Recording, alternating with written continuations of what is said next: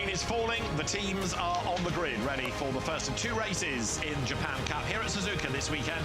The final two races of what's been a dramatic season and championships therefore to be resolved. We do have a GTC champion, but GT4 and GT3 will be resolved over the course of the weekend. They qualified this morning in the dry, and as you can see, it is a very wet road indeed, ready for our first 1 hour race of the weekend. GT4 likely to be wrapped up today. GT3 is more likely to go to tomorrow when we will have our final our final of our 2 1 hour races.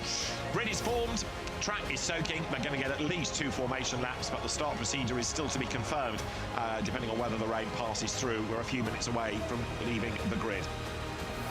There's a pit stop window, as ever, of 25 to 35 minutes, and the Suzuka circuit is an absolute classic. David Addison and Joe Osborne trackside, and Joe, this is a great circuit for everybody.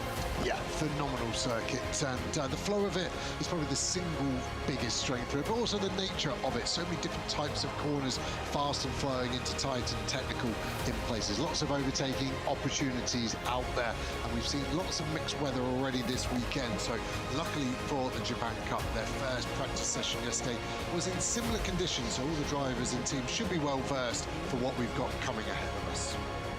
We are nearly 6 kilometres in length for the Suzuka circuit, and let's have a closer look at this lap. Hello everyone, I'm Augusto Farfus, BMW factory driver, driving the M4 GT3 number 31 here in Suzuka on changing weather conditions, so come with me for a lap.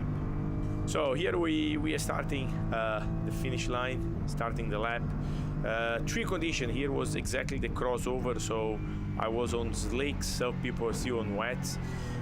Difficult turn 1 where you have to send a lot of speed into the apex, trying to keep the car within the white lines. And here is the first lap through the S's.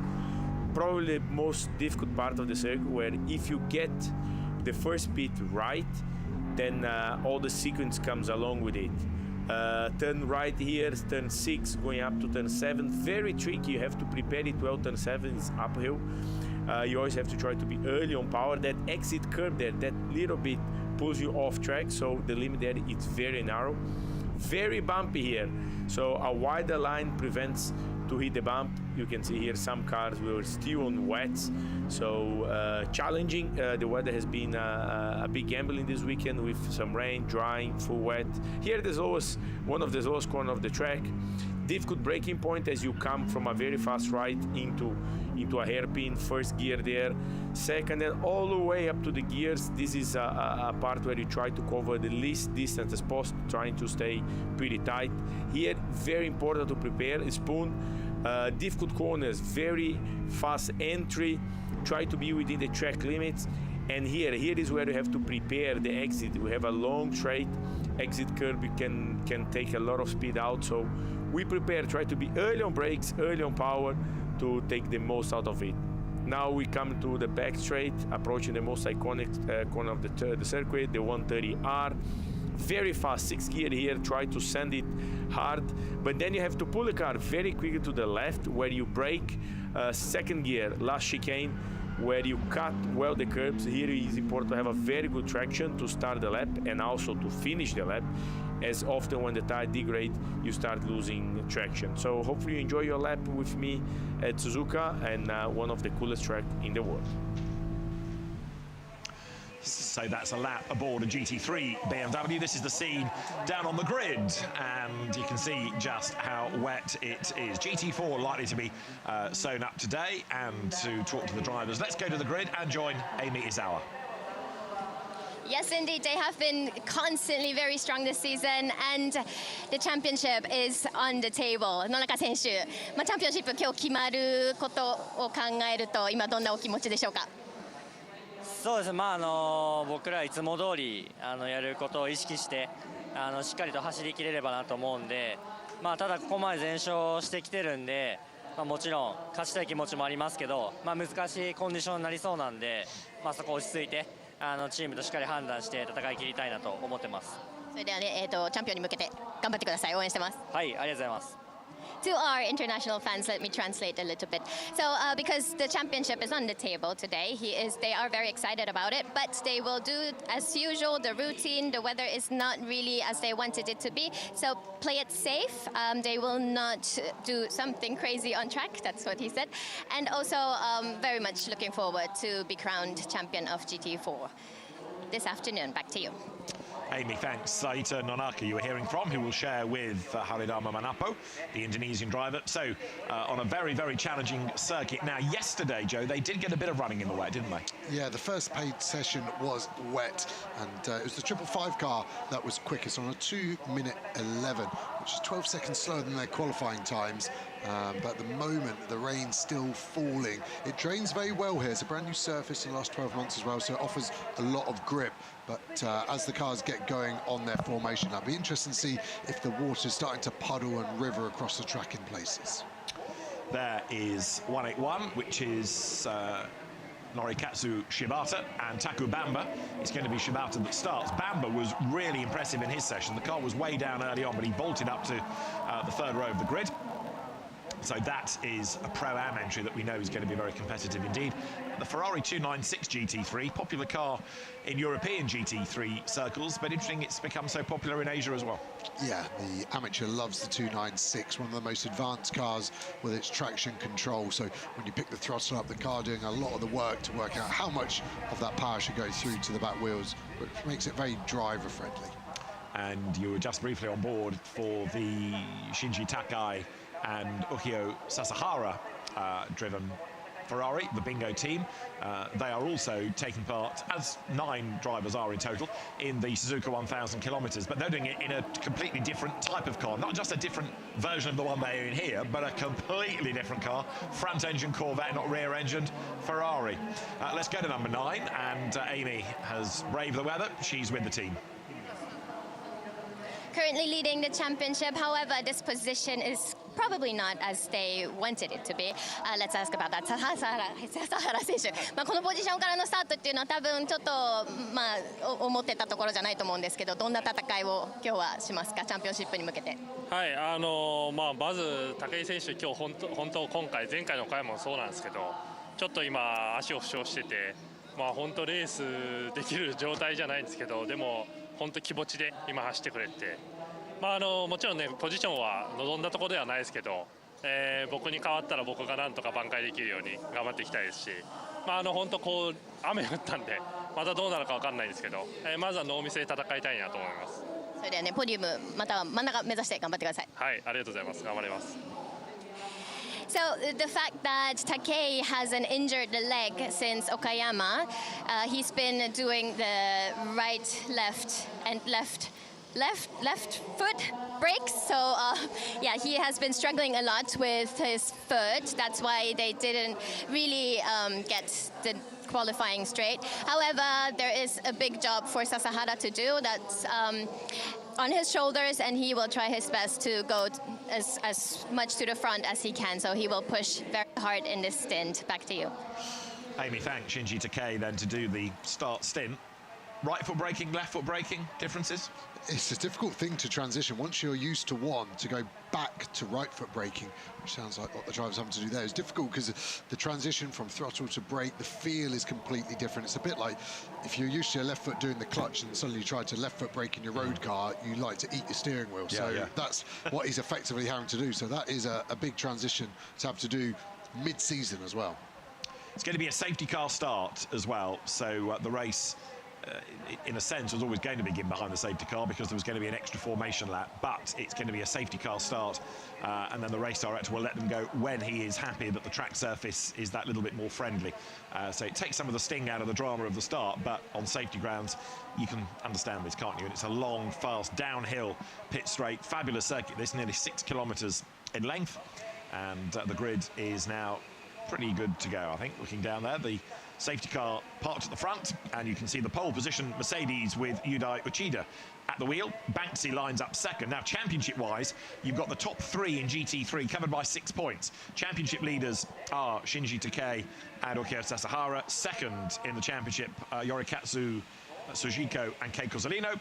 And then third, Bankcy, who has had different co-drivers at different times of the season. That car is doing not only this race, not only tomorrow's Japan Cup race, but all the running in the Suzuka 1,000 kilometres as well. The run-up Nissan, it's in for a busy weekend. Yeah, normally run-up you associate with warming the car up pre-session. That's one thing run-up motorsport aren't going to have to do this weekend, is run that thing up to be warm. It's literally going to tie up fuel, ready for the next session. On Monday, they changed the team name. It's Run Down Motorsport after that, because they're sitting cream crackered. Right, the 3-minute countdown has reached. The 1-minute board engines will fire. Mechanics will leave the grid. Most engineers seem to have scarpered anyway to get away from the weather. Let's think about 296 at Ferrari. Let's get back to the grid.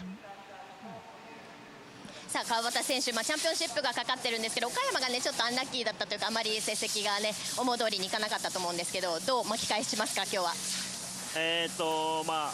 ここまでどうですかね、4位と3位、予選だったんですけど、こういうコンディションになるともう本当にどうなるか分かんないんで、ちょっと運に任せて、チームみんなで頑張ります。じゃあ運がついてくるように応援してますんで頑張ってください。So starting from this position, as you know, racing, anything can happen. So he will just cross his fingers and hope that they will land up in a high position. Back to you. Thanks, Amy. Nearly time to go racing then, as the grid is formed and there the safety car is ready at the front of the grid. A safety car start declared by Peter Daly, the race director, experienced race official. This is a safety car start. The race has started behind the safety car. So the race on, because the clock has started, even though we are under safety car conditions. Safety car start, so all of this takes within the hour, but on safety reasons you can understand it, because, Joe, a lot more rain has fallen since the cars arrived on the grid. They don't really know the full extent of the puddles. Yeah, it's an exploration lap, isn't it, to see what's out there grip-wise. Of course, under safety car, much slower. You still get that feeling if you are going to aquaplane as a driver. And race control will also be talking to the teams directly, asking for feedback from the drivers to see what's going on and how they're feeling out there before we get this race underway. Through the spray, which is one problem, through the water, which is the other. The cars then go down towards first curve, turn 1 if you prefer, and pit window for everybody, 25 to 35 minutes. Longer stops in GT4, 125 seconds to the 90 in GT3. GT4 Pro-Am pole to the Destino with Sunrise Boulevard Porsche. That has Hitotsuyama at the wheel of it. In Silver Am, it is the championship leading Toyota of Haridama Manopo on pole. GT Cup, the Bingo Racing Tiger Wu driven entry. In GT3 Am, soloist in 81 Ruchiro Oyagi, and in Pro-Am and outright pole Yudai Uchida in the Max Racing Mercedes AMG GT3. So 5 different classes to look for out of the 2 categories. Let's look at the grid. Yudai Uchida starts on pole with Bankcy, the pseudonymed driver, alongside him. He's got an extra 10 seconds to serve in the success compensation time in the pits. Another of the pseudonyms, Akita, starts third. He's been a winner this year, as has Bankcy. And Akihiro Suzuki, second in the championship, lines up 4th on the grid. Starting 5th is going to be Yorikatsu Sujiko in the Ponos Racing Ferrari, and Ruchiro Oyagi starts 6th in the orange Nissan. 7th is Tadao Uematsu, who is the championship leader in Am, and on his outside is Yusaka Maiwatsa in the Aizawa Racing Ferrari. Norikatsu Shibata comes next with Shinji Takei alongside, and that's a car that has got 5 seconds extra to serve in the pit lane, ahead of Masayoshi Oyama and Tiger Wu, who's got 15 in the GT Cup championship winning car. 13th on the grid, Kazunori Suenaga for K-Tunes Racing, and Takashi Toyoda is alongside of him. On the 8th row of the grid, Masaki Nishikawa, and then the GT4 Toyota of Haridama Manopo alongside. Next up is going to be number 82 Porsche. This is Yoshitomo Makino. 10 seconds extra to serve in GT4 against the 15 of the Supra. Hitotsuyama on the outside, and at the back of the grid there is going to be newcomer Fong Wei Xing in the Toyota that he shares with fellow Hong Kong driver Terence Say, but it's a Japanese team.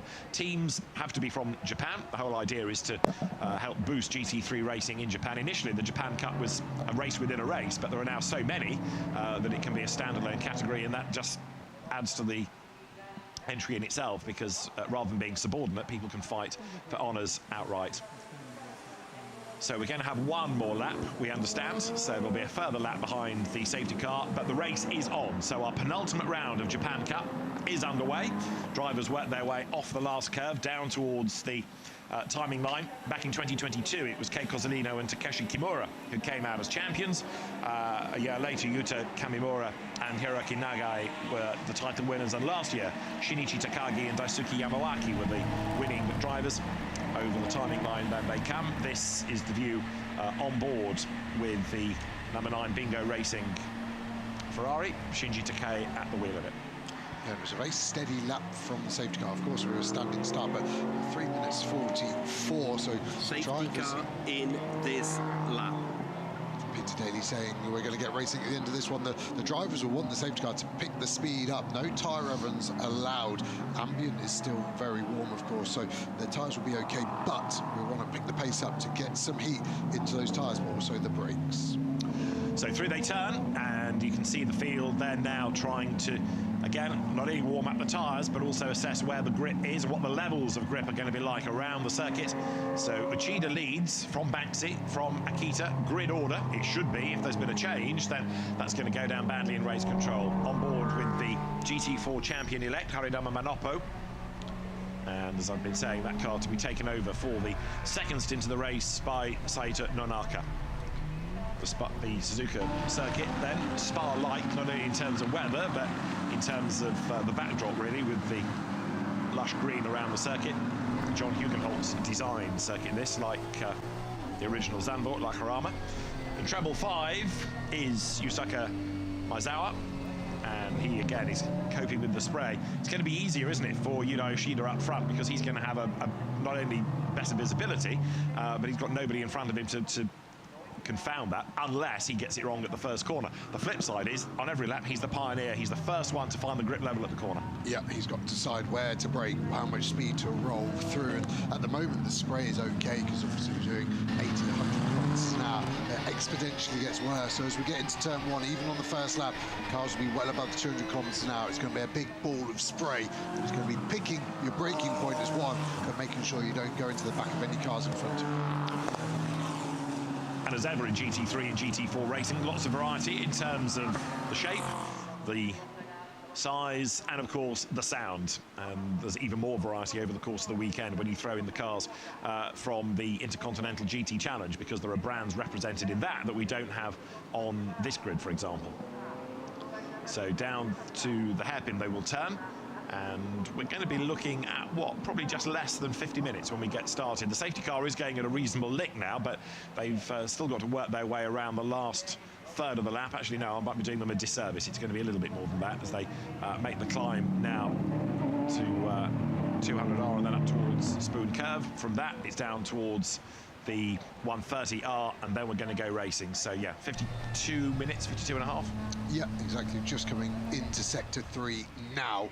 And the leader, of course, chooses when to go. As soon as the safety car lights go off, and we've gone, haven't we? Yoshida has dropped the hammer, has, I think, got an okay start over that Porsche of Bankcy in the 666. And then he's got to be careful not to get it wrong into the chicane, because he has got it wrong at the chicane. He's gone way too deep, and so Yuda Yoshida accelerated and then had to slow the car down for the chicane. Well, that in a sense has helped him, because he comes out with more of a lead, but that's possibly Dean gaining an advantage by being off the racetrack. It's Yoshida that leads, and as we go green officially, Bankcy is second, Akita is third, and it's a big ball of spray. Fourth as they come down towards first curve for the first time, in race terms that is. Bankcy closing as they get to the braking zone. He's being brave here. Akita it is in third, Suzuki fourth, Suzuka fifth, and Oyagi being overtaken, I think, around the outside. Is he trying to fight back on the inside? But the Ponos Racing Ferrari will go through, so Suzuka is just ahead. Yeah, it was a good move all the way around the outside. Obviously a bit more grip relatively in the wet. If that was the dry, the racing line on the inside would always win. But look at this spray now as they sweep up through the hill.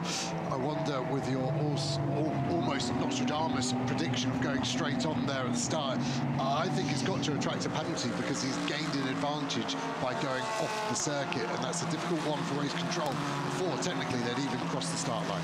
It's under investigation. Turn 16, turn 17, car 24 under investigation. So, yeah, Uchida will say, well, you know, I just pushed on a bit too much and made a mistake, or there was not as much grip as I thought. But you can see the advantage that he has pulled by being off the road. 5-second penalty at your pit stop for the shortcut. A 5-second penalty to the race leader. You just heard Peter Daly explain it. This is what he did. So have a look in the background. Too deep, skips through the chicane, doesn't miss it out completely, but benefited from that, and so he's being given 5 seconds extra on the pit stop. I think it's a fair penalty. I think it's almost perfectly fair. I couldn't think of a better one there. We get the onboard now. He just goes in too deep. Banksy does so well aboard this Porsche. He goes in slightly deep himself, but still knows to get the car stopped to make it round the corner. It's not like we've had much action in the past at that chicane, is it? Goes down in Formula One folklore, amongst other things. So, Yudo Uchida then, with this Damocletian penalty to serve at the pit stop, not at the end of the race, and he can clear that during the pit window. What he needs to do now is try and build 5 seconds over Bankcy, who is there at 130R in second place. In third spot there is Akita. His Ferrari turns through. Banksy, if anything, is going to stay with Uchida, isn't he? So that 5-second penalty is going to be a tough one to overcome. That second place car of Banksy has got good pace so far. The Porsche 7x7 Racing, the team, is staying with the leading Mercedes AMG. Here they come. In third, Akita is the one that's falling off the back of the queue. Yeah, that Porsche just on the fastest lap of the race and is gaining on the Mercedes. Mercedes very strong in sector 1, but the Porsche, the ultimate fastest car in sectors 2 and 3. And you're right, Akita's really dropping off the back here, and the cars are starting to bunch up. And you know, you don't get the dirty air as much in the wet, but the spray we were talking about will be the hard thing for the drivers following that third place yellow Ferrari of Akita right now. Now in fourth place, it's Akihiro Suzuki there. Fifth is Yorikatsu Sujiko, and that means that they are bunching up, and they could do with clearing Akita, A, for visibility, and B, because the race leaders are in danger of getting away. But equally, there's a race lead battle developing, because the gap is only 9/10 of a second, as Joe said. Banksy last time did the fastest lap of the race, and now, arguably, he's looking a little bit more confident in the Porsche than Uchida is in the Mercedes. The gap is down again at Degner. Yeah, and we said about these tyres being cold, they'll now be getting to their peak pressure. After a couple of laps, they'll be starting to plateau ultimately where they will stay pressure-wise. So it'll be interesting to see, have they maybe got the pressures wrong on the Mercedes, and now the 7x7 car is going to really start to go in. And you can see the cars sliding around through that kink before this slowest corner of the lap. This is really difficult. It's been amazing driving by everyone so far. All 19 corners, all 19 cars have made it around all 18 corners for the first 2 laps. There's the GT4 leading Toyota then, and so right now Manopo is clear, the Indonesian driver. This is the view. Okay, he's dropped back from the GT3 traffic, you'd anticipate that, but he's ahead of the GT4 opposition. He's not been beaten. This crew, this team, this car has not been beaten all season. 6 out of 6, 2 races to go, a championship to be won in this race, and then tomorrow can they do 8 out of 8? Yeah, he's pulling away, isn't he, by half a second on the last lap from Makino. You see Banksy there going to the inside, twofold, I think, for that one, to keep the tyres slightly cooler on the wetter, but then just showing his headlights in the mirrors to Ishida here, who at the moment, after that mistake at this corner on the start, was slightly flapped. You seem to have steadied the ship somewhat. You can hear the V8 Mercedes revving up hard as he picks up the throttle traction control, doing its best job to try and stop the rear from over-rotating. It does look like the Porsche is looking stronger. So these two working their way clear of Akita. It's now 3.9 seconds first to third. So on the pit stops, bear in mind that Uchida has now to serve 5. Banksy anyway has 10 through the compensation system of doing well in the previous race, and then the car behind of Akita is time free. So if Uchida can get ahead of him by 5 seconds, he's going to be good to hang on to the race lead. Yeah, and that's where the second part of the race opens up a whole new dynamic. It's not just the compensation times, but obviously different drivers. Apart from this car, the AM leader is doing it solo, and I think we saw a big benefit in qualifying for the solo driver getting that double looking of there. So Argy, I think, did a mega job, and that's why he's mixing it right in the middle of these Pro-Am cars. Bankcy in second, another fastest lap of the race last time, as there through does go Ruichiro Oyagi. So Oyagi in that Nissan, powering his way through the gloom. He's staring at the rear of the two Ferraris there as well, isn't he? Because you've got Suzuki ahead of Suzuka as they go under the bridge, this figure-of-8 style circuit, drop down the hill, head to the hairpin, and then climb up the other side. Yeah, looks like Akita has picked up a bit of pace. He's now got 1.2 seconds to Suzuki behind him, so maybe he was just getting his eye in, and these drivers will be well coached and well versed from the teams of not taking any undue risk at the start of a 1 hour race. You've just got to get the car into the pit stop and then let the pro take over. Bankcy down to the hairpin, clock ticks on down, 46 minutes of this penultimate race of Japan Cup still to go, as the GT4 field then turns through, including the Destino with Sunrise Boulevard car of Kohaya Suma, and that is in penultimate place, 18th in the rather standard looking RS Club Sport. 718 iteration of the Cayman. Meanwhile, Yudai Uchida is getting a bit braver up front. He's done an absolute best there, the race leader in the first sector, so he's trying to stretch the margin over Bankcy. He'll have had the news, no doubt, about the penalty. He'll have been trying to cope with the conditions, but as you say, if he can steady the ship, if he can get his head around all of this and get into a happy rhythm, he might just be able to get away. Banksy's staying with him, even if he's not close enough to attack. Yeah, the circuit seems to be drying in places as well. We saw this morning in pre-qualifying for the Suzuka 1000. It dries very quickly on the back straight out of Spoon into 130R. So again, the drivers will be trying to look after the tyres. The wetter you can keep them, the cooler they run, and then the longer they last.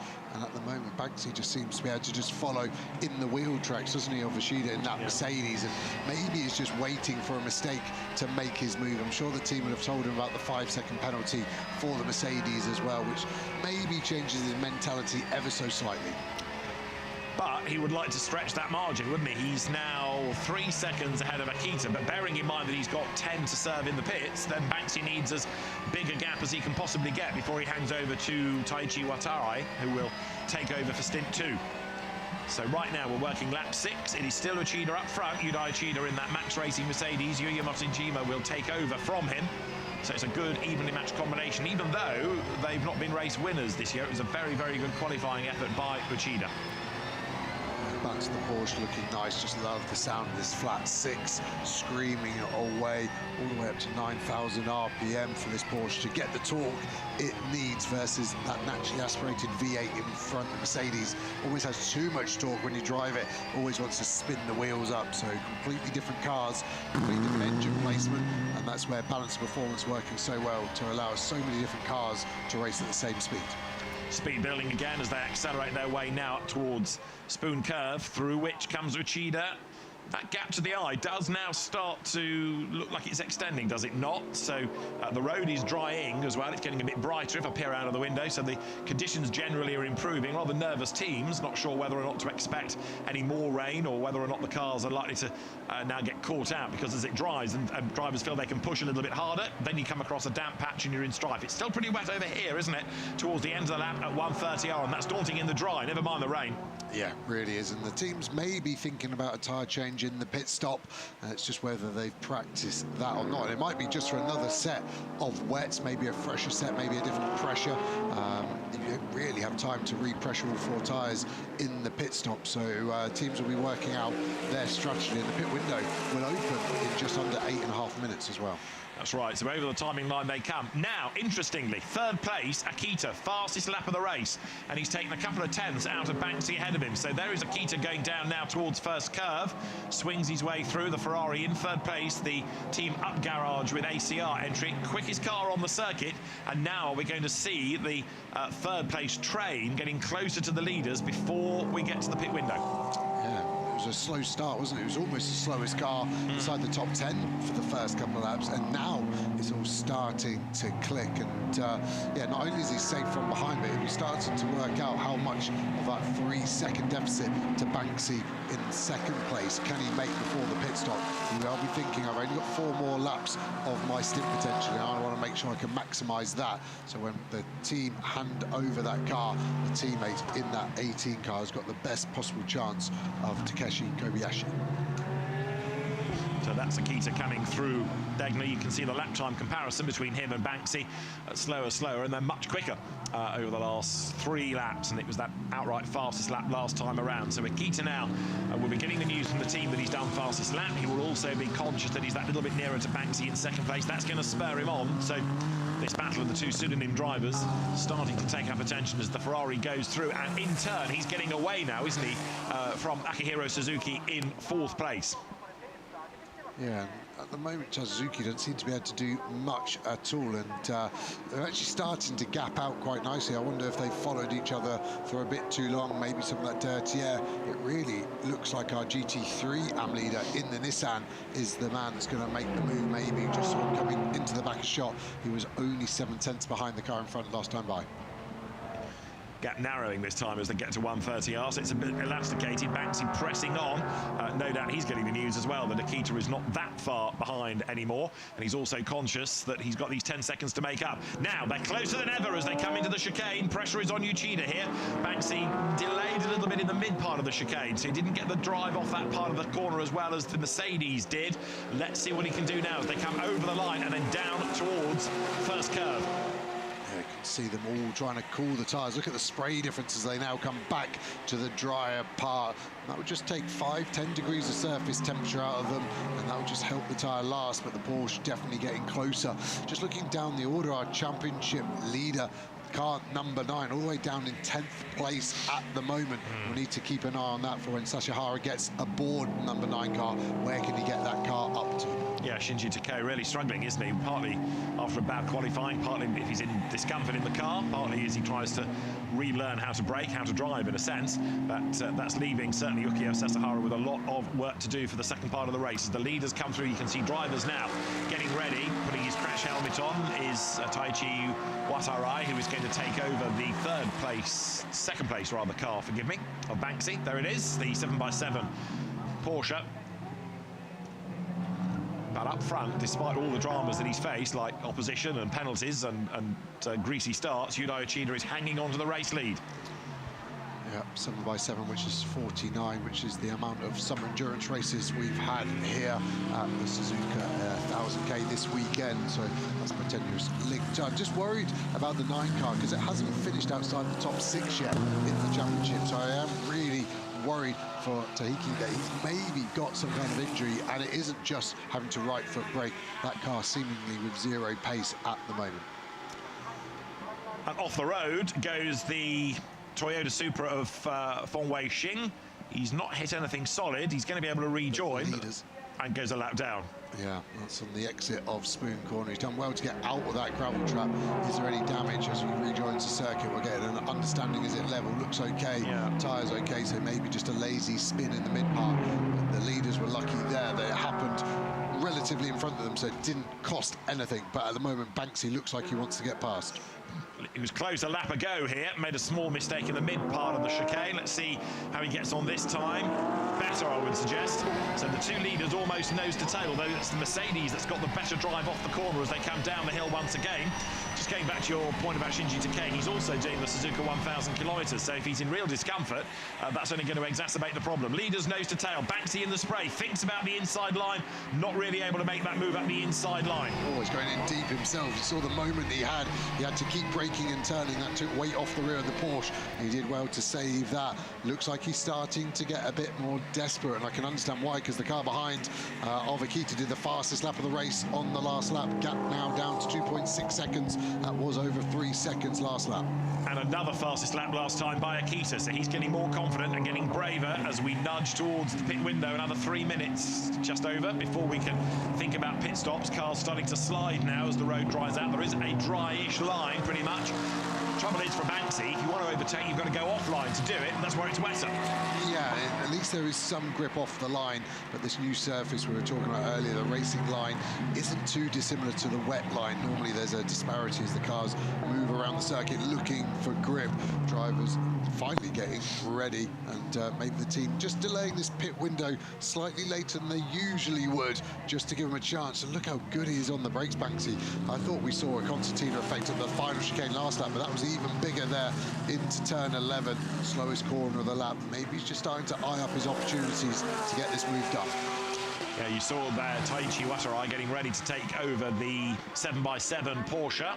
And down now towards the hairpin they come, and again Bankcy good on the brakes, finds a little bit of water on the inside, kicks up a little bit of spray, tightens the line through the corner. He's giving Uchida a really hard time. Yudo Uchida, I think he's going to be just about okay for another 2 minutes to hang on to pit as the race leader, but then that car's got 5 seconds to serve. The Porsche second has got 10, and Akita third on the road right now. He's in the box seat to take over the lead of the race. It really is, isn't it? And the car's moving around still, looking for the wet part of the track. So they've got to come past the pits at least once more. Then the pit window open for 10 minutes. Expect most of them to box straight away. Again, how good is Bankcy on the brakes? He's able to open this corner up.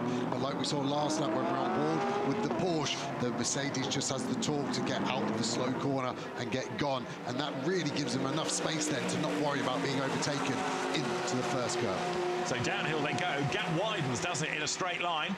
And over the timing line behind them goes Akita. Another fastest lap of the race. He's getting quicker and quicker as the road dries out.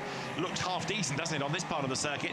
Then you've got Akihiro Suzuki going through in 4th place. And Suzuki second in the championship. So he's scoring big points at the moment against then Shinji Takei, the championship leader. There's a long way to go yet, of course, 36 minutes, but it's all teed up for a really interesting second stint. Looking at what's going on for 5th, Sujiko here versus Oyagi. Yeah, this battle's been going on for a while. The Nissan doesn't seem to be able to get past, and the Nissan has a really good top speed as well. So if it can stay this close to the Ferrari in front, then potentially can just blast past him as we cut to our GT4 race leader. They've won every single race this year, and it looks like they're on course for that, and this is exactly what they need for their championship. Indeed, another victory beckons, potentially, as Manopo there accelerates through. He's a bit lonely. He could do with some more opposition, but this has been a very well-run, never mind well-driven Supra. Toyota Gazoo Racing Indonesia, the team. There is the Porsche of Yoshitomo Makino, number 82, another of the Sunrise Boulevard entries. I wonder if the Porsche has got the ability to box this lap, whereas the Supra could have got 9 seconds, so it would be a brave call, but it would give the faster driver another lap. They decide to stay out. It would have been close. They'll be crossing the line now, so that would have been a bit of a brave call to make. I expect both these cars to box this lap. Drivers are ready then, and of course in just about every case your higher graded driver, your pro, is going to be in for this second stint, so they want as much time behind the wheel as they can get, and also it's going to completely reignite the race. It's been a really interesting one so far. Uchida versus Bankcy with the closing Akita then in 3rd place, but the race leaders are going to come in this time. The Max Racing Mercedes AMG with 5 seconds extra to serve because of the penalty incurred early in the race. The 2nd place Porsche with 10 seconds by dint of being successful in the most recent round of the championship when the cars were at Okayama. So out of the chicane, into the pits comes the lead car, second, and Akita is going to stay out, surprisingly. So that deprives his incoming co-driver of Watarai of an extra lap. So interesting decision that by the team. We'll discover or not whether it's the right decision. It is going to be Takeshi Kobayashi, I should say, who will take over from Akita. Watarai take over from Bankcy, but we'll discover whether it's the right decision in the end for the team upgrade Ferrari squad to keep the car out a lap longer. Yeah, so they're serving the 5 seconds for Mercedes. They can't touch the car, whereas the 7x7 gets straight to work. They are going to change tyres as well. You can hear the wheel guns going there. And yeah, odd decision not to bring Akita in there. Cars, maybe they're worried about pit lane getting busy, but I'd want to get Kobayashi in that car as quickly as possible.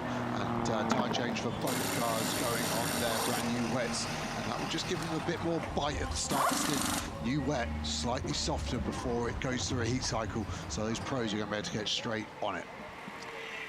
So majority of pit stops cycling through right now. That is Uchida then, who now gives way to Yuya Motojima. The Porsche pit stop is almost done. Others arriving in the background. In fairness, not everybody came in. Oyagi stayed out, and the AM Championship leader Tadeu Uematsu stayed out as well. Yeah, I guess Oyagi thinks his co-driver is going to be just as quick as him. Our only solo driver in GT3 doesn't have that to worry about. Probably wants to go slightly longer as well, just in case they could get lucky with a safety car.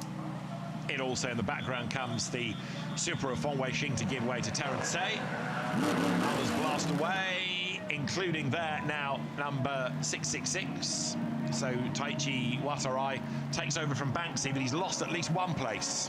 Yeah, I'm surprised because Bankcy had an extra 10 seconds in the pit stop, whereas Mercedes only had 5. So, yeah, the gap has definitely grown. But the Mercedes is way, way back, and it's one of the Ferraris. I think it might have been Kawabata's car that has vaulted into the race lead. Let's see. There it is, going through. So, pit window shuffles the order.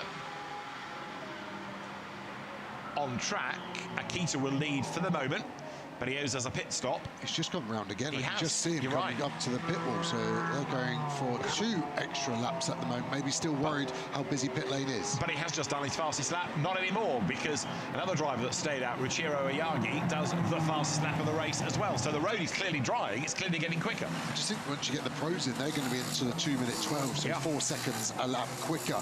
So at the moment, I'm worried for the 18 car, because they would have inherited the race lead easily with the penalties for the Mercedes in Porsche in front. But at the moment, if Akita is losing 3 or 4 seconds a lap to pros, then this is suddenly going to become a very tight fight at the front. Masayoshi Oyama up into 4th. He has yet to stop, but it's the best of the stoppers we need to be looking at. And there is the answer. 296, then it is. That's the Suzuki Kawabata Ferrari, and it is then Shintaro Kawabata at the wheel of it, so that has really vaulted on the pit stops. Yeah, it's done a mega job there, nice and clean. I think there has been some problems in the pits for various cars. GT4's 5 wheel studs versus 1 for the GT3s. Their pit stops are longer, but they're allowed to be as well. The minimum pit stop time allows for that, and it really is, when is Akita going to pit? He's in sector 2 at the moment, so we're still at least 50 seconds away from him deciding whether he pits or not. Is there a radio problem with that car potentially? Are they struggling to get hold of him? But he would have seen cars in front box, so he would know the pit window is open. And yeah, difficult one for me to try and dissect why he's not coming. And even if there were a radio problem, normally the team would have come up with a plan in advance, which is you stop at the beginning of the window, and it's the end of the season, so they'll have been well versed into how to play this over the year. The leader then is Akita, but of the drivers that have already made a pit stop, the best of them is then now through 296, Kawabata. Then going by is the car that led early on, Yuya Motojima, now at the wheel, chasing after Yokomitsu in 555. He is chasing after Watarai, who is in for Bankcy, and then, as I say, ahead of all of them is 296. So that car started by Akihiro Suzuki, now Shintaro Kawabata at the wheel. Another lap completed by the race leader. I think there's a radio problem. You see the pit board hanging out. That isn't normal in modern GT3 racing, to have to use the pit board. And then the flash of the headlights, almost from Akita saying, okay, I see. But yeah, I'm worried that he's not worked out the pit windows open after 3 laps. Hopefully this was the final one. The team probably didn't have the pit board ready. It's that rare to have that as your go-to. And you could maybe argue for my driver union side that unless you're told to come in, don't come in. Even if everyone else is coming in, they could have been drive-throughs. It's very easy as a driver not to know how long of the race you've done, but expect him to box this lap. But I do worry that could have lost a potential race win for that car. That last lap was a 2:17, and the fastest lap of the race now is Oyagi on a 2:16, but we're going to see the first flying lap soon from the pros. So this is where the interest really will come. Looking at 296, Ben, which is the effective race leader, Kawabata at the wheel. So we don't have to wait for a lap. Sashihara's first sector was nearly 3 seconds quicker than Akita's first sector. So I think my statement of 4 to 5 seconds time loss a lap is about right. And I think that could be, now he's going to have to have done an extra 3 full laps, could be the difference of a race win or not today. We've got absolute best middle sector time being opened up now by Kawabata as he heads up towards the timing line. So everybody getting faster as the road dries, the cars get lighter on fuel, and you've got the higher graded driver on board. Fastest lap of the race though now by Taichi Watarai, because as he goes through, Watarai does a 2 minutes 12.860. Just looking, he is exactly 1 minute 33 behind Akita. Pit stop here is 90 seconds, 1 minute 30. So at the moment, the race leads safe by 3 seconds for this car, but that's not allowing for the last lap. This is going to be really tight. When we see this car leave pit lane, it's going to be a big battle with the pros that have already been in for 2 or 3 laps. And is he in this time? Akita should have the message now. So the number 18 Ferrari comes out of the chicane and does indeed head to the pit lane. Takes that tighter right, heads in. This car's staying out a long time, but it's a solo entry, so as long as there's a pit stop within the window, it matters not perhaps. Richiro Oyagi at the wheel of the car. The only downside to when he stops is being stuck in traffic on exit. I'm really worried he's not going to make it in. He crossed the line with 2 minutes 18 before the window closes. His last lap was a 2 minute 50, so he's safe by 3 seconds, but he's... Touch and go. I hope he hasn't got a radio issue, because by the time they realise that will be too late. Akita walks off. That was a really good job by him. Kobayashi getting in. Another set of tyres. The positive for Kobayashi, yes, he's doing 4 laps left, but those tyres at the end of the race will be that bit fresher than the other pros, and I think that is going to be a consideration. Look at the lack of spray around the whole lap now. We've still got 26 minutes and 40 seconds remaining. These tyres are going to start to work real hard towards the end of the race if it doesn't rain again.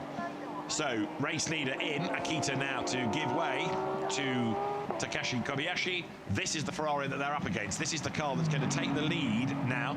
It is the best of those that have made a pit stop, and Shintaro Kawabata is going to take the lead on the track as soon as he comes out of the chicane. Effectively, he's coming then now through 130R with the race with 26 minutes to go. There, on his way down the pit lane, goes Kobayashi. This is going to be race, isn't it? It's going to be really tight here as the 296 Ferrari powers out. I think Kobayashi is just going to have track position. It's then going to be momentum for the first sector. And you can see how tight it's going to be. I'm wrong. The 296 is going to blast past. They're neck and neck on the exit, but 200 kilometers an hour difference. They've lost the race lead. And second as well, because they're going through Iwatari in the Porsche. So now Kobayashi third, which is where the car was when it came in, but they should have benefited a lot more from that. I think they've lost 12 seconds doing those extra laps with Akita at the start, and they're definitely less than that off the lead. So that's gutting with what looks like a radio communication failure for the 18 car. And lap times are now down to the 2:12. Sasahara in number 9 is absolutely flying. Now, Oyagi has got to come in this time, otherwise he's in for a penalty, because this is his last opportunity. Oyagi has gone long, the road is drying, but if he isn't in this time, he won't have space within the window to do it on the next lap. 9 seconds, this is really tight. I don't think he's going to make it. He's slowed down earlier as well. 3, 2, 1, he's got across the line now, and he has not, so he's short by 2 seconds. I think that's going to be a drive-through penalty. Also potentially a bit of damage on his front right corner. I can see one of the carbon fibre dive plates hanging off, and some of the vinyl wrap starting to come undone. So I think it's going to be a penalty for our GT3 AM leader. Pit stop cycles through, but is that going to be under investigation? It is, because pit window closed was the message, and then he broke the beam and came into the pit lane, so he was not in time. He missed it by a few seconds, but he missed it. Yeah, again, I'm not here as a team strategist, but I don't get that one when you're the only driver. Yes, look to maximise the window, but if it's that close, then it's obviously not worthwhile. GTC leader in as well. Tiger Wu, tyre change going on for the Nissan, but yeah, I think that's going to be a drive-through penalty, which here at Suzuka is 29.2 seconds time loss, so that might lose him the AM win. It looks like they are checking that damage on that front corner. Looks okay to send though, as we look at our overall race leader. And if it is a drive-through penalty post-race applied, it's going to be 33 seconds, so really costly. As Oyagi gets away, but he might rue that decision as to coming in quite so late, or the team may rue that decision. Where's Kobayashi in the 18 car? I know he's all the way back there. I know he was leaving the pits, but that seems like a very steady outlap, doesn't it? How much time he's lost. He's behind the 24 Mercedes as well now. Yeah, he's in 6th place overall, is Kobayashi, which will now become 5th after this car has pitted, so 5th place overall, but even so, that's slow. He's lost a lot of time. There in his class lead is Oyagi. Now, the other thing I was going to mention is that Watari, in for Bankcy in the Porsche, he has now done the fastest lap of the race, a 2:12. Huge snap of oversteer there for Oyagi on his outlap. I think that's the difference between hot wets to a brand new cold set. No tyre ovens allowed. And yes, they're new, so the compound softer, but they've got to get them up to temperature. And that looks really painful. I wondered Is that what happened to Kobayashi? He was against people on hot tyres, he was on cold, but it was still a very slow outlap. His section 2 and 3 were okay for Kobayashi, maybe even had a spin in sector 1. I'm purely speculating, but I'm surprised how much time that 18 yellow Ferrari lost from what potentially, remember, could have been a race win. Another car that might be in strife is the now Terence Say driven Toyota in GT4 that's under investigation for speeding in the pit lane. And yeah, Oyagi then on new tyres. 11, drive-through penalty, speeding in the pit lane. Right, Terence Say gets the drive-through. You heard Peter Daly announcing it there to the teams and to us. So that will be a drive-through penalty for number 11, Terence Say. We'll wait and see what comes out on top of the 81 pit stop. Also back into the pits, 96, the Suenaga and Fukuzumi K-Tunes Lexus. That's got a problem. Yep, as we go on board of our championship leader, now Sashihara trying to get down the inside of our AM-class Nissan. That's dropped to second in class and potentially going to get a penalty as well. What can Sashihara here do to recover their lowest finish so far? 6th place, they had a win and a 3rd last time out at Okayama. As we go back to this battle, and this time 24 Mercedes Hitotsuyama has Kobayashi behind, but they swapped places a lap ago. We didn't see it, but definitely that 18 yellow Ferrari left in front on the lap before. So over the timing line they come. You've also got Kobayashi then now up to temperature with these tyres, doing fastest lap after fastest lap, 2:12.1 now. There is Kobayashi. He's on the tail then of the Max Racing Motojima driven Mercedes AMG, and traffic up the road as well.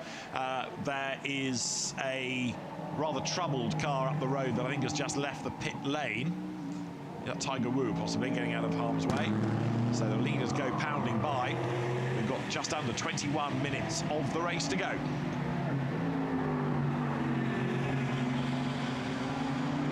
So pit stops all done, and we can possibly understand what happened to Akita and why he stayed out for so long. Amy Izawa is there for us. Here was Akita, who did a fantastic job during his stint. Akita 選手、素晴らしいスティントだったと思うんですけれども、これもしかしたら戦略ですか？だいぶ引っ張りましたけど。そうですね、もうウェットはかなり乾いてきてたんで、なるべく僕がウェットタイヤで引っ張って、小林さんがドライで、ちょっとぶち抜いて表彰台のてっぺん行ってもらいたいなと思ってます。本当にもうグレートジョブっていうところで残り見守りましょう。はい、ありがとうございます。So let me translate into English. It was apparently strategy that he pulled out for the pit window, since they wanted to be on slick tires. So Kobayashi is out with slick tires right now. So it was all about strategy, and he's crossing his finger until the end. Back to you. Amy, thanks. Well done. That makes sense, doesn't it? Because as you see the place change there, wide goes the Mercedes Motojima, is about to lose out. Kobayashi clears him. Good move, and Kobayashi on slicks. That's why he lost the time initially. And in fairness, he's got the tyres turned on really well, because it's still damp out there. That answers all our questions then. That's why his outlap was 8 seconds slower than the fastest, because he's got to get those tyres fired up. He has got the fastest lap of the race. The crossover was very small. He's just overtaken that Mercedes last time by 0.6 of a second difference on their fastest laps between that Ferrari and that Mercedes. But I think that's going to start to grow quite quickly. Slick tyres can do 2-minute flats around here, whereas the wets have an ultimate pace of 2 minutes and 11. So if it keeps going this way with 19 minutes remaining, we've got 8 more laps. He could potentially be finding well over the gap that he is behind at the moment of 11 seconds. I think he could potentially be in the race lead with maybe 5 minutes to go. So they've had one win this year, Akita and Kobayashi. They could be on for a second as the Ferrari climbs the hill then. That coming out of turn 5. 81, by the way, that was just outside the window. He's being investigated for it. This is how the Ferrari cleared the Mercedes that just washed out wide, didn't it? Going through the hairpin and up the inside. And nicely done through up one further place goes Kobayashi. Car 81 for missing the pit window by 2 seconds. Stop go penalty, car 81. 81 getting a stop go, as you just heard from Peter Daly, the race director. So a 2-second stop go for missing the pit window. Yeah, there's That's right. no way you can argue it, is there? All the evidence is there, is on our pictures, and that's before you even have to use the timing screen. So here's our race leader, our wet tyre race leader for now. Is that going to be the undoing for the 296 car here, as the wet tyres only going to get worse as well? I said about 2 minutes 11 being the best possible case. That's when the tyre's at its best. It's going to be a long way from its best. The surface of the tyre will be starting to chunk off as it starts to overheat itself, and it's going to be the same problem as well for the Porsche here of Ouattara. As it starts to overheat, it gets worse and worse. It's like driving on jelly, let alone ice. You get somewhere in between the two. It's not grippy at all. I wonder if Kay Kozolina is on wets as well, because he's just done a 209, so I'd say that car has to be on slicks as well. Yeah, fastest lap of the race. You saw there running very, very wide. Taichi Watarai coming out of the 130R. So he's chasing after Shintaro Kawabata. The car's on wets then. Last time around we're doing 2:13s. Here they come, and that's Kobayashi chasing after them. He's up now into third place. Fastest lap of the race, a 2 minutes 9. So that is the best part of over 4 seconds quicker than anybody ahead of him, and he's got to make up nearly 8 seconds. I think Kozolina's going to do a 206 this lap. That's how quick the slicks are. So are we actually going to see Kozolina get on the back here of Kobayashi? There seem to be the only 2 cars on slick tyres, both Ferraris of course, but look at that dry line. It's getting more and more pronounced. That's only going to swing more and more in the favour of these slick running cars. 2 minutes 6.7 for Kozolino. Spot on, so he's done it. He's 9th, but he's 32 effectively seconds behind. 16 minutes to go, but at that rate, where he's taking 8 seconds a lap out of people, it's doable. He's going to certainly gain ground. Race leaders then working their way up towards the Degner curves, the first of these 2 elements. Turn right again, and then drop underneath the circuit, plunge down the hill. So that's your 1, 2, 3. Kawabata ahead of Watarai, ahead of Kobayashi in third place. Yeah, and it's going to be a matter of when, not if. But when you're racing on slicks in these conditions, only the racing line is dry, of course. You've got to get around the car by going onto the wetter part of the track. That's where the jeopardy comes. Well, game on for the race lead. Wets on the Porsche, slicks on the Ferrari, and Kobayashi lines up for a beautiful move. If he can get it stopped in time going down to the hairpin, which he can. There's a very happy Akita watching all of this.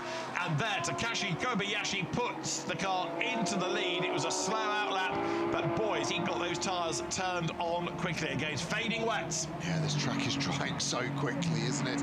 The ambient temperature so high. The 296 car, they're trying to cool its wets down, but there's almost nothing he can do. He's going to really be looking in his mirrors at Kozolina. Like I said, 31 seconds behind. He's winning the wet race. Is that going to be good enough for second place, or is it going to be third?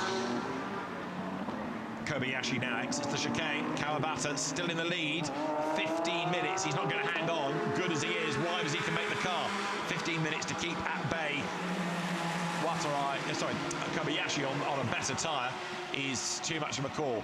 The lead to change is imminent. You've got in third place now Watarai in the Porsche. So this Ferrari fight rages on through the right-hander. Change of lead.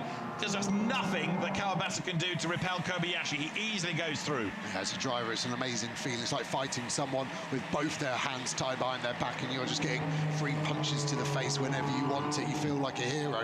The problem is, it's easy to go wrong. His outlap would have been so difficult on cold slicks, and he would have had to make sure he got the car to the position he has as we go on board the number 9 car. We're up to 7th place with Sashihara now. We should be able to pick off the AM car of Suzuki in front. That's 4.1 seconds ahead, but then it's going to be a real hard ask for Sashihara to get anywhere near the rear of Montegima. And actually the problem is he's going to have a slick car of Kozolina there going around the outside to take a place. So Ferrari fight raging on. Kei Kozolino was an absolute hero here back in 2022, if I remember correctly. It was a GT World Challenge Asia race, and it was just a mega stint in conditions not dissimilar for this. So he made up, I think, 60 seconds, and the car gained 12 places over the final half an hour of the race. Now, he doesn't have half an hour. He's got half of that again. He's got just under 15 minutes, but Kozolino is 23 seconds off the lead now. So we've gone from 29 to 23. Cozzolino is certainly going the right way about it. More shuffling of the pack, and it's all down to tyres now and how much grip they've got. That is a rapid-looking Nissan as well, pounding through. Yeah, it really is, isn't it? The Lexus going well as well, and yeah, just wondering where this is going to end up. I'm also starting to think, are we going to see some wet tyre failures because they're going to be running at such a high temperature, well outside the operating window that they're used to? This could be a bit of an issue. We've seen a change for the race lead as well in GT4 with the pit stop compensation times. It's now the Porsche leading. We haven't had anyone but the Toyota win in GT4 this year in Japan Cup. Are we going to see that change today? So that means it is Suihiro ahead of Nonaka, and it's quite a big gap as well between them. Ignore the white and yellow Toyota, that's a lap down. Here is the storming Kei Cozzolino around the outside, another place gained. That's at the expense of the lap Ferrari. So the next target for him is Motojima. He's now, where is he? 26 seconds back. So 26 seconds off the race lead is Kei Cozzolino. That lap was actually slower than he'd done earlier. 2 minutes 9 compared to a 2 minutes 5. Lost a bit of time somewhere in the traffic. Yeah, overtaking, like we said, as soon as you've got to move off the line is difficult, and the tyres got a bit cool as well, so it takes a lap or, a corner or two to get them back in the operating window. Just looking at where the Toyota lost the place, it was only 3 seconds slower in the pit stop, and they had more than that advantage, so there's been a problem at some point for our GT4 potential champion-elect 39 car, now in 17th overall. That was our race leader, now 10 seconds behind. So Cozzolino drops downhill, comes away from the Degner curve towards the hairpin, and you can see that purple of lap 18, the fastest lap of anybody in the race. Now, Kobayashi in the lead, because he's got past Kawabata. He now has done the absolute best in Sector 1. Yeah, it's just going to keep getting dry and dry. They're still a good 5 seconds off a dry race pace, so they're not able to push so much. But I think that will change for Kobayashi on this lap, as he hasn't got any traffic in front of him, so he can just concentrate on staying on the racing line. So they make that run once again up the hill. Cozzolino is going to gobble up the Motojima Mercedes AMG, isn't he, in a moment, because as they come towards 130R, the gap's coming down and down and down, and Cozzolino, with all of this pace, still trying to wring everything he can out of that. We've got another new fastest lap of the race for the leader. He's in the low 2 minute 5s now, 2 minute 4, maybe a 2 minute 3 by the end is certainly within the realms of possibility as Cozzolino lines up to have a go at Motojima. Round the outside, coming off the final curve, and he's going to breeze by in a straight line. I was just worried as he got onto the wet part. You can see the spray being kicked up from the slicks. That's sometimes when the car can just have a huge snap and rotate. Cozzolino now 20 seconds behind the second place car, and that's going to start to come down slowly as the gaps start to grow quickly. Trouble is, the gap's gone out over the last couple of laps, so we were down to 23 seconds between the leader and Cozzolino. Now we're at 27. His problem is he's got more to overtake, coupled with Kobayashi in the lead is getting faster. Kobayashi is now lapping in the 2 minute 5s, and Cozzolino's last lap was a 2 minute 6, okay, but it's still not as quick. So although he's gaining places, he's losing time against the race leader. Yeah, I think he's got enough to pick off everyone else. I think he's still got time to get up to second here. It just depends how much time he loses having to make these overtakes. At the moment, this lap now, if it could have been a 205, it's a 207. We've lost 3-4 corners. He's only doing the same time as a wet tyre car. Now he's got to try and get round. He's got the inside for the king. It becomes the outside. Can he get the job done before that? He can. The 555 car being very fair there on Cozzolino. So through he has gone, so that means Kei Cozzolino now up into 4th place on the road. Next target there is the Porsche of Taichi Watarai as he comes now down to the hairpin. Watarai storming on, but even he is going to be caught before long by Cozzolino, who is right now, looking absolutely mighty. Taku Bamba, however, has done the fastest lap of the race, and Bamba is down in 11th. He's now done a 2 minutes 4.9 and a 2 minutes 4.4 for Kobayashi as he comes across the line. It's almost like a qualifying session. This is the lap times tumble. Yeah, I wonder if Bamba's come in for slicks, because that car's done 2 pit stops, Yeah, so right. maybe did their regulatory normal stop and then another one just to get the slicks on. But here we can see the battle now raging. This is for a podium position. How high can Kozolina get the 45 car up? And while all this is going on, there is a slightly nervous Shinji Takei looking on, because he can see the championship rivals are catching. The car that leads the championship is number 9, and Ukio Sasahara is in 8th place. The car that is second in the championship then, which is 296, runs second on the road, and Kei Kozolino continues to storm on, and he is about to make the move here for second place. Kozolino round the outside, up to second. This is a mega drive, isn't it? It really is, but now he's 30 seconds behind the leader of Kobayashi. I'd say this is where, as a driver, you've got to realise what's on the table and maybe just bring it back a 10th or 2 to make sure you just bring the car back. And what's almost a guaranteed second, can't get first and should finish third. Yorikatsu Sujiko watching on as Kozolino in that Ponos racing car comes then now onto the second part of the Degner curve. We've got 7 minutes left, and don't forget, Kozolino was only 4th when he came across the timing line at the start of this lap, so he's managed to make good work within the space of half a lap. And while now he is released, this is the car that's building the lead up the road. Kobayashi then, Takeshi Kobayashi leading. Last time, 2 minutes 4.4. Bamba is doing absolute bests in sectors further down, but Kozolino on a clear road to catch this car. That's the question. He's not going to do it, I don't think. How close could he get?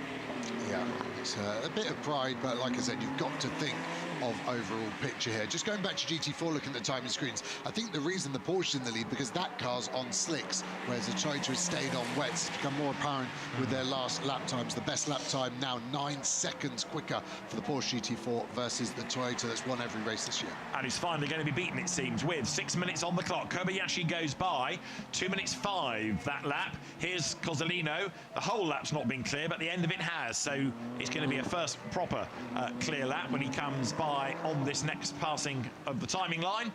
And the race now has 6 more minutes to go. So through goes Kei Kozolino, 2 minutes 5.5, so he's lost a little bit more time. It's half a minute between the top 2. Unless the leader has a problem, that's as good as it's going to get for Kozolino. Yeah, there's a purple sector 3 for Kozolino, so he's obviously now going to be able to pull the bin fully. As you said, there's no traffic in front of him. He'll be able to really start to push on and see what that car can do. We've got 81 that has ground to a halt, we think, by the side of the circuit, and that is Ruichiro Oyagi, and it is around this part of the racetrack. Can't see any yellow flags, but Oyagi's car not shown as circulating anymore, and where is he on the timing screen? 13th and tumbling. So Oyagi, that orange Nissan, the Team Daishin car, with a problem. So we can say GT4 leader and Porsche all in the same sentence now, because here up towards the end of the lap is coming the category leader, and it is number 82 Takeshi Suhiro. So after a dominant season by the Toyota team, a championship still is theirs for the taking, but they're not going to be able to take that 100% record. For the first time, defeats on the cards. Yeah, and it was down to strategy, wasn't it? And it didn't look like an obvious call, I have to say, at the pit stop to put slicks on, but it is now very obvious in hindsight. That was the thing to do, 10 seconds a lap quicker for that Porsche versus this one, which is now really working its tyres ever so hard. You can see the car squirming under braking as we go back to Watara here, right on the back of Kawabata. It's going to be a Porsche versus Ferrari battle here at Suzuka with 4 minutes and 15 seconds left. And this is for third, and it's for the lead of the wet class, if you like. Kawabata and Watarai both on the wet rubber, which is why they've been caught and passed and said goodbye to the cars on slicks of Kobayashi and Kozolino. But there's pride at stake here. Kawabata then makes that run up the hill. So 2.96 Kawabata, second in the championship. He needs as many points as possible against the championship leading car of Sasahiro and Takei, and also he needs to stay ahead of that Porsche because Bankcy and Watarai are third in the championship. So this is important for two reasons. Yeah, doubly important. But at the moment, the Porsche looks like it seems to have the pace as he looks after the tyres slightly better. The Ferrari squirming under traction as they come on to the start-finish line as well. And this will just start to get slower and slower. In the 2:14s now, these tyres will be pleading for mercy.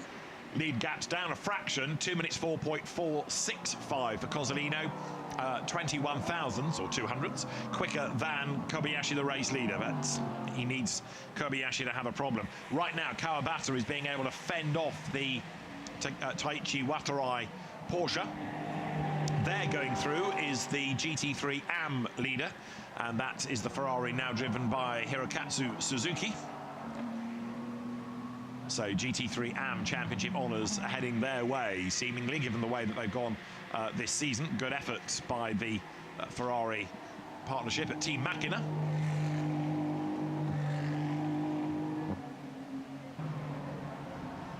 So #1 Ferrari goes by, 7th overall, another category win beckons. This is the outright race leader.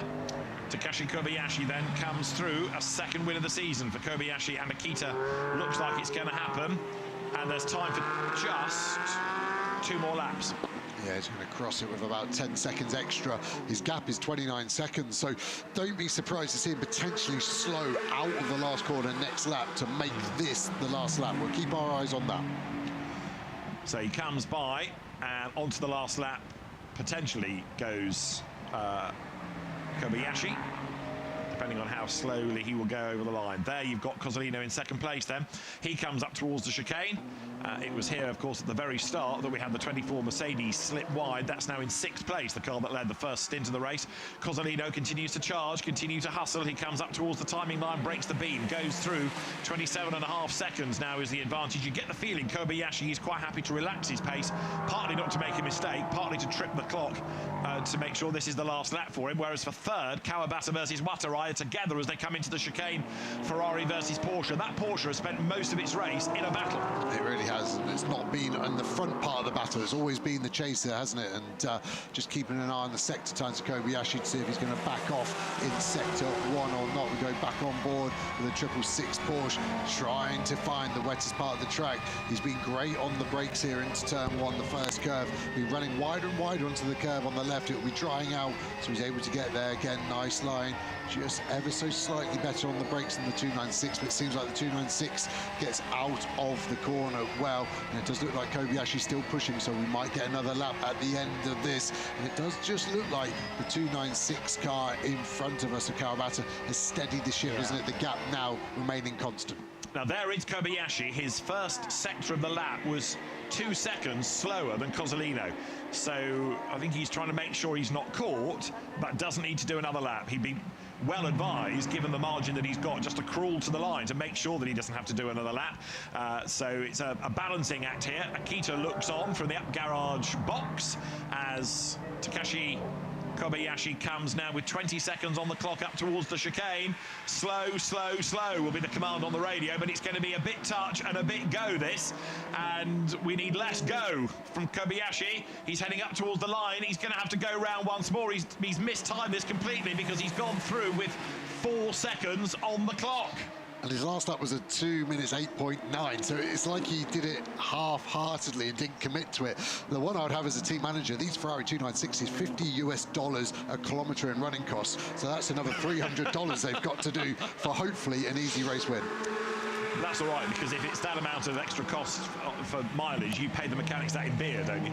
That's presumably how it works. But Cozzolino has been given another lifeline here. He's done another absolute best in the last sector. The gap is down to 23 seconds. Admittedly, that's where it was about 7 or 8 laps ago, but he's still absolutely flying. In the meantime, of course, Kawabata has to repel Watarai for another lap. So he's not going to be very pleased with Kobayashi either, especially given that he's got traffic up the road to negotiate as well. I think he's going to get lucky and get past that Toyota in the straight line, but he would have much preferred to see the checkered flag if Kobayashi had backed off Kozolina caught 4.5 seconds on that last lap. Of course, it's still 23 seconds, but this will be the worst thing for Kobayashi on this last lap. It's only a 1 hour sprint, but he'll be starting to hear all the noises. When it's such an easy lead like this, it's a completely different dynamic as a driver. You've got too much time, too much mental capacity to think about all the bad things.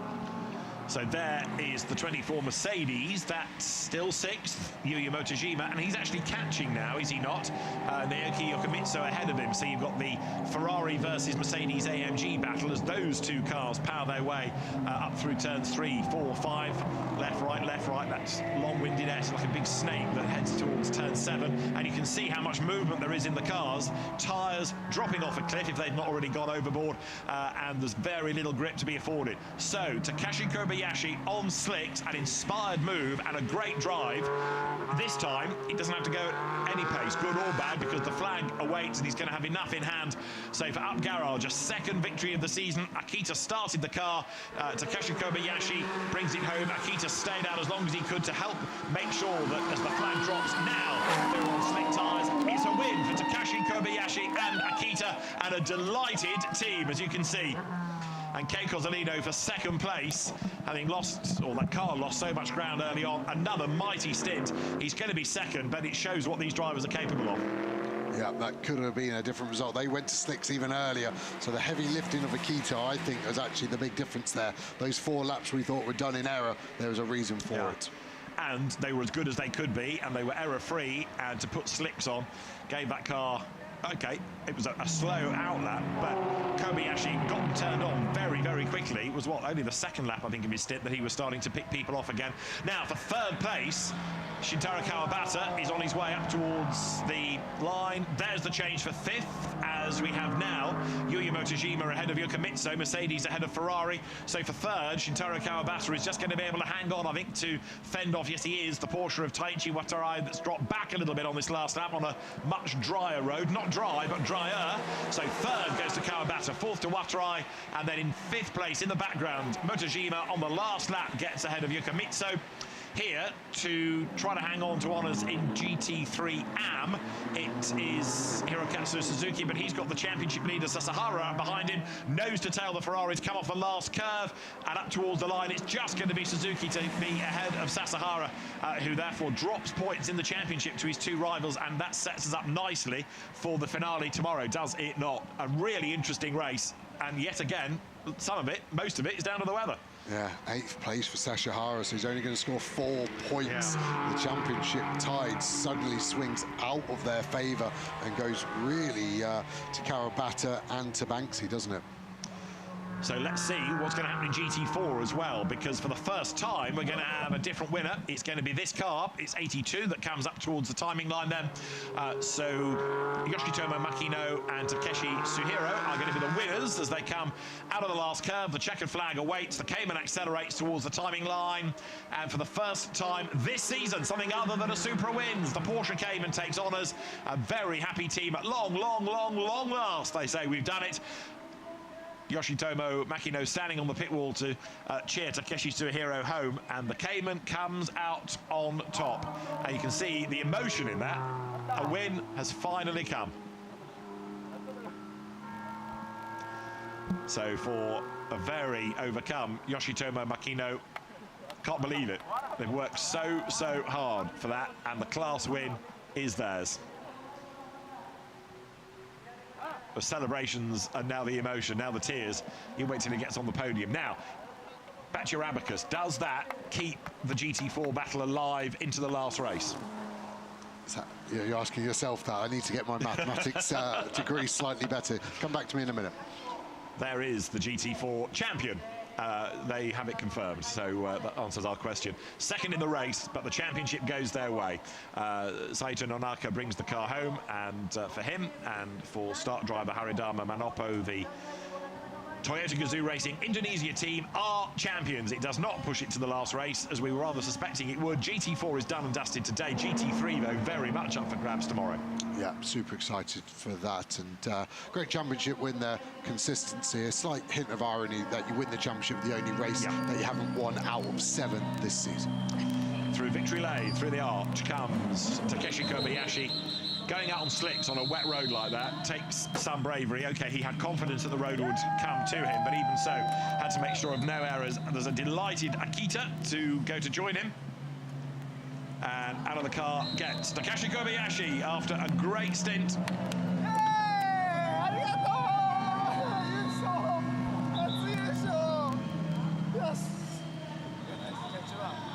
Pose for the cameras, and then the celebrations will carry on. Kobayashi eventually will get round to being allowed to take off his crash helmet, but for now, stand there and pose. Kobayashi the winner by 21.7 seconds. An excellent job done. Yeah, really good, and that would have been such a difficult outlap for him as well on those cold slicks. That would have been all the skill and more to keep the car pointing the right way, but then also to be fast enough to ultimately get past all the wet tyres. So the team begins the celebration, young and old.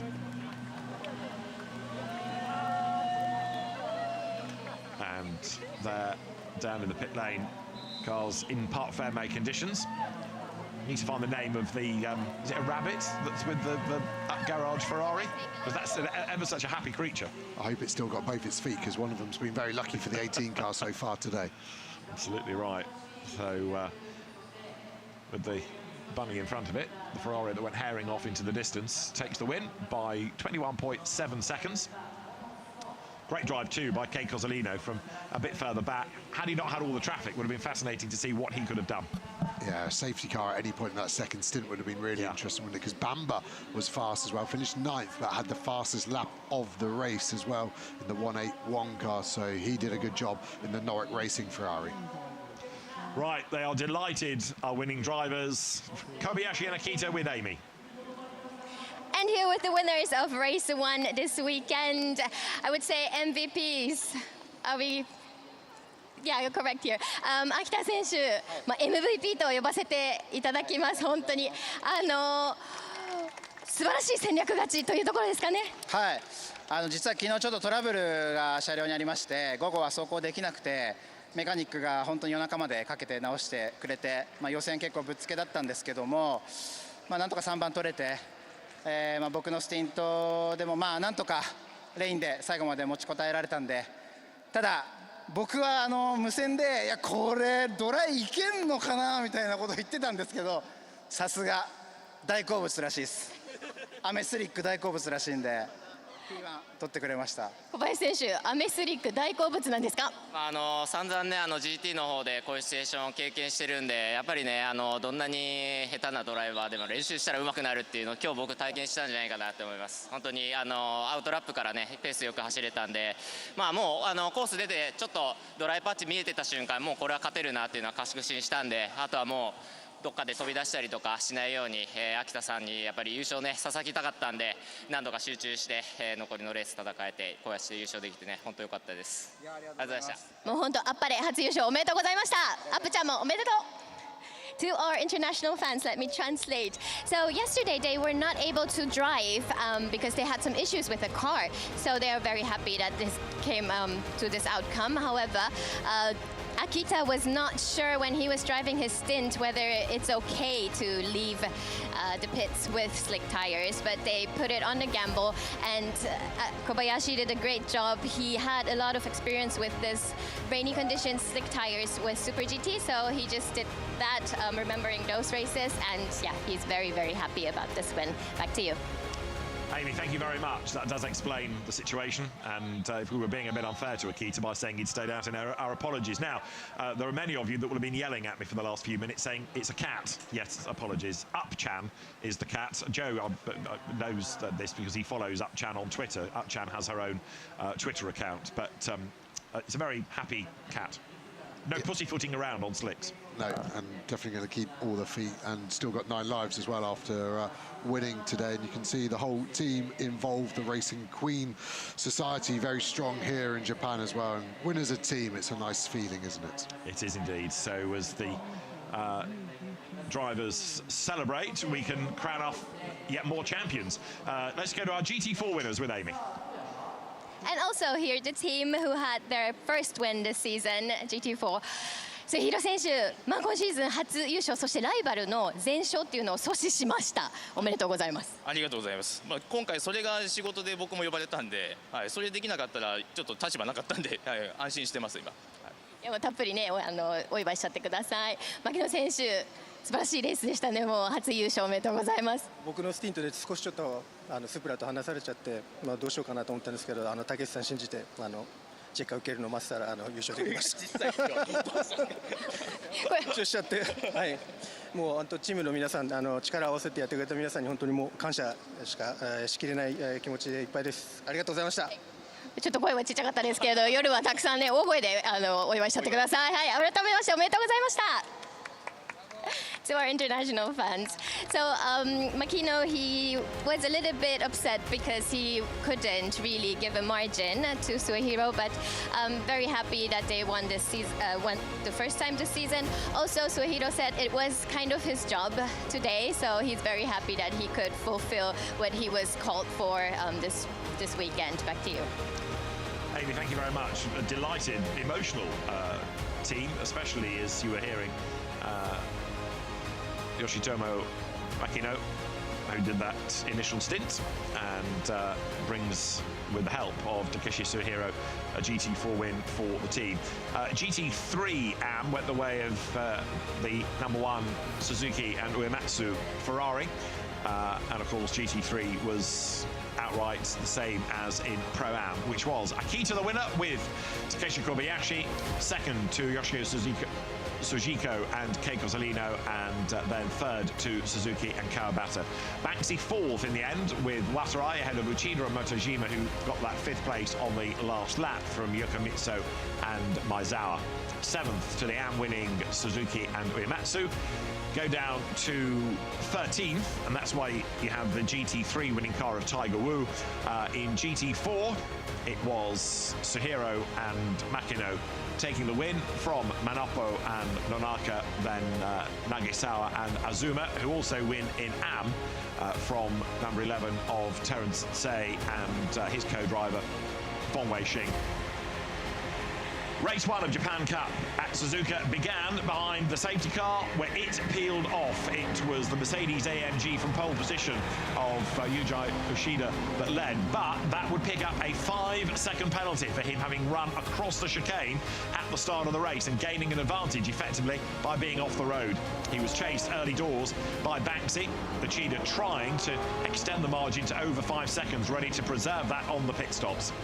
They pitted as early as they possibly could. Akita in the third place Ferrari staying out, largely to everybody's surprise. But as we would soon discover, there was a grand plan.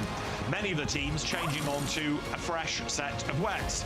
However, Akita and also number 45, which was the Yorikatsu Sujiko Ferrari, went on to slicks eventually, and that gave co-drivers Takeshi Kobayashi and Keiko Zolino a golden chance as soon as the road started to dry. There were plenty of other battles raging on. Ruichiro Oyagi lost out to a charging Tadeu Uematsu in #1 Ferrari.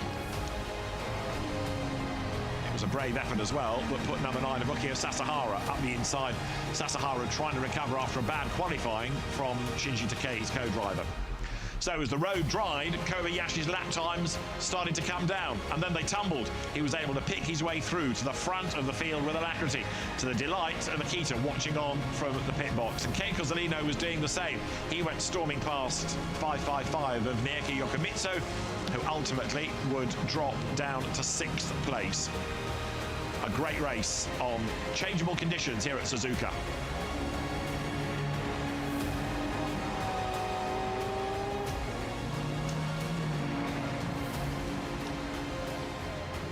Up front, Takeshi Kobayashi was heading for a race win. It looked as though he'd slightly mistimed it because he had to do another lap by 4 seconds, but it mattered not. He was still in charge the next time through. Takeshi Kobayashi and Akita celebrating victory. And a very happy Upchan, the team mascot, in the background. Two delighted drivers, a masterstroke on the strategy with the tyres, and a second win of the year. So the drivers, the teams, now getting themselves ready for the podium ceremonies, plural, because we have not only the two categories, but we have, of course, the subclasses in all of that, and the podium is being made ready. Despite the conditions that were wet and drying, we didn't have too much drama. Considering we started behind the safety car, it was never seen again. Yeah, really, really good driving by all in tricky conditions across the board. So, out venture the drivers for our first podium. For third place, first up, Shintaro Kawabata along with Akihiro Suzuki. There, Kei Cozzolino on Yarikatsu Sujiko. They come to the podium, and Akita leaps out to be joined by Takeshi Kobayashi and Upchan as well. Avcat will travel.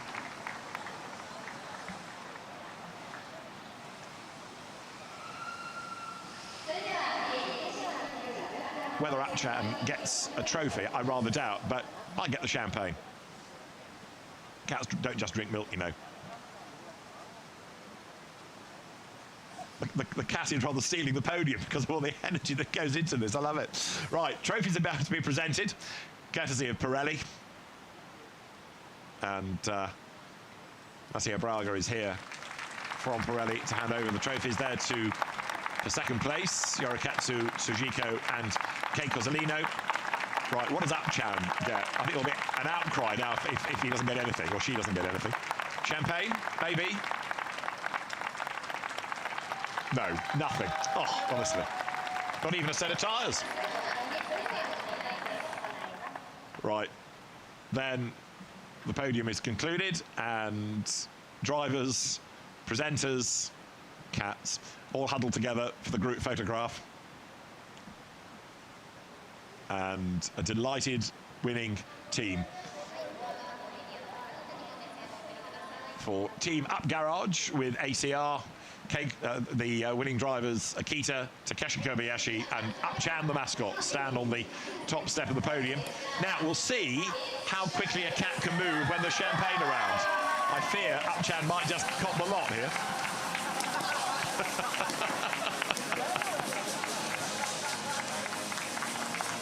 Is that not the best mascot you've ever seen that really enters into the spirit of it? Perfect, isn't it? Absolutely. Yeah, like you're saying, it's taken all the glory and most of the champagne.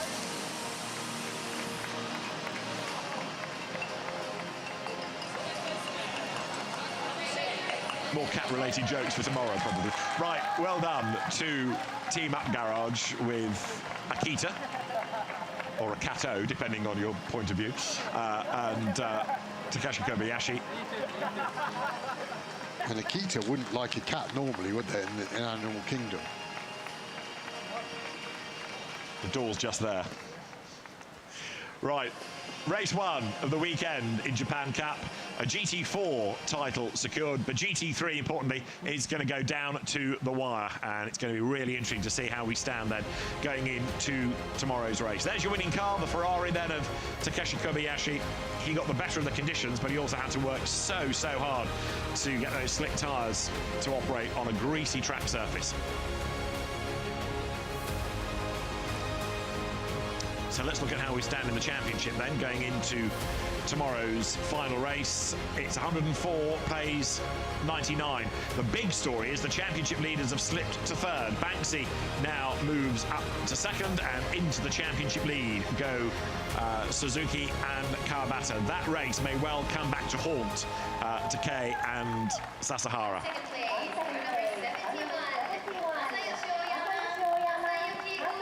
So now on to the podium come the drivers for GT3 AM, where third place goes the way of the Anakin Racing Mercedes of Masayoshi Aoyama and Masayuki Ueda for the win.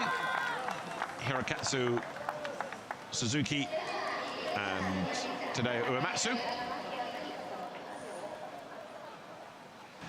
And no mascot from the team this time. Also on the podium for third in GT3 AM, the car guy racing team, Takashi Toyoda and Kazuki Ota. Right, now trophies for Toyoda and for Kazuki Ota. Then at the other end of the podium, the Akiland Racing Mercedes, Masayoshi Oyama and Masayuki Ueda. They receive their trophies.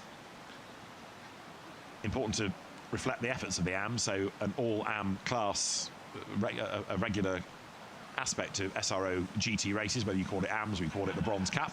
And then the trophies to the category winners, Tadeu Uematsu and Hirokatsu Suzuki for the Team Makina Ferrari squad. Everybody now marshalled together on the podium.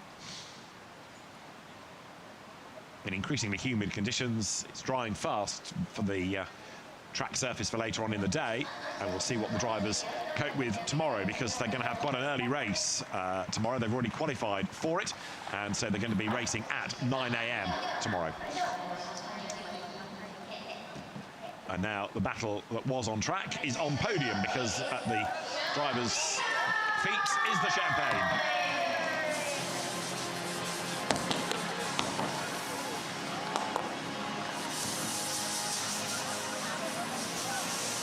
If you can't beat them on the circuit, you beat them on the podium. A drenching for Uematsu and Suzuki, but they care not, as they are edging ever closer to an AM title. And still, the champagne is sprayed. They might be able to race tomorrow, depending on whether they can actually see anything. Champagne in the eyes doesn't half sting. I looked across at you then as though you might have been on the podium in your career. I'm doing you an injustice, I apologise. I don't know what came over me. I just can't really see because I've had so much champagne in my eyes over the past, you see. Team Makina celebrates a class win and in style. And one hopes that there's a washing machine available for the drivers' overalls. So the GT3 podiums are done. GT4 awaits with a happy title-winning team and a happy race-winning team. But as Joe rightly said a few minutes ago, there is the irony of losing the race but winning the championship. As far as AM is concerned, it's pretty much job done now for Tadeu Uematsu and Hirokatsu Suzuki. They are clear champions from Richiro Oyagi, and then Masaki Nishikawa and Atsushi Tanaka.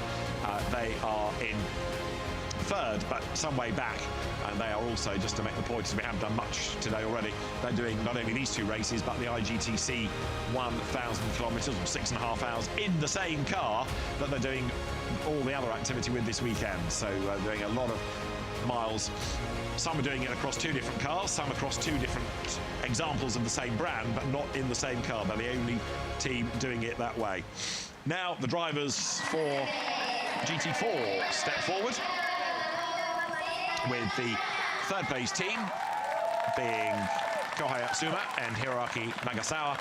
Then second will go the way of the Toyota drivers, our new champions, for Haridama Manopo and Saito Nonaka. And then our class winners, Yoshitomo Makino and Takeshi Suhiro.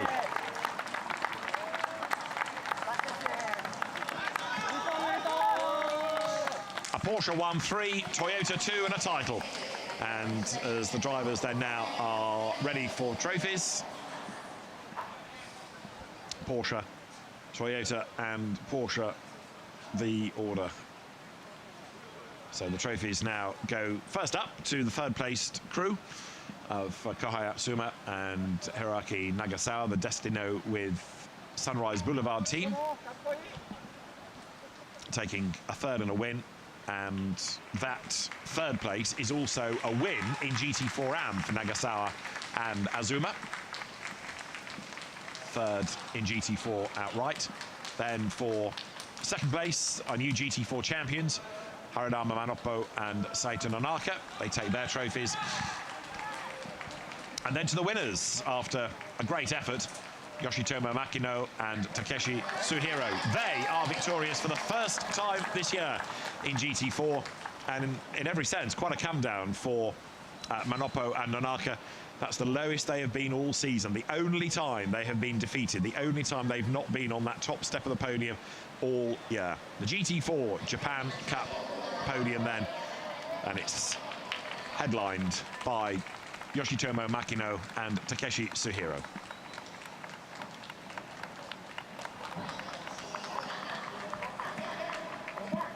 So drivers then make their way from trophy celebration to champagne spraying.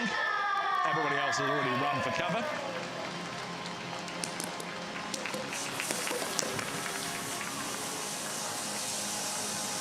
and for, as you saw early on, a very emotional Yoshitomo Makino. Now the emotion gone, the celebrations, and he can savor the moment of a maiden win in GT4 in Japan Cup this year. Great result, and to his right, the champions.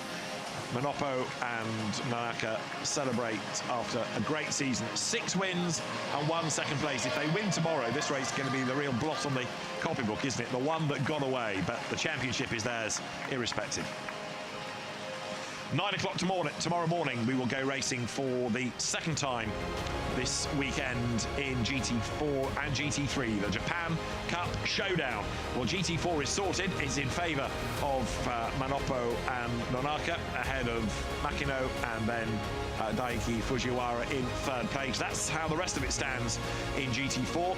1 race to go, and it's the GT3 Pro-Am, it's the GT3 outright battle that is going to take up attention tomorrow. It was close coming into today. It's still close, the order shuffled, and a great battle is in prospect for tomorrow's race. There you can see how we stand in GT4. Haridama, Manopo and Saito Nonaka are new champions. And then back to the podium for GT4 AM, the last podium, where second spot goes to Feng Wei Xing and Terence Tse in the most colourful of overalls.